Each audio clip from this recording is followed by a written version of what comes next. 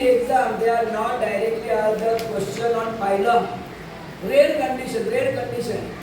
But they are asking the other question like the linkage question in that.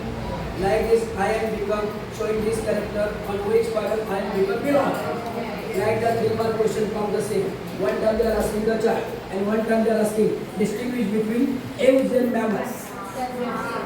King ewes. Remember characteristics of phylum. Just now yesterday I took the revision.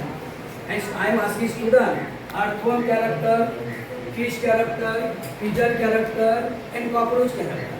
All are familiar with it. It means you don't consider that the character should not be given in textbook, but you know rather than this. Suppose the pigeon, area line, body divided to head, neck, and trunk, and tail.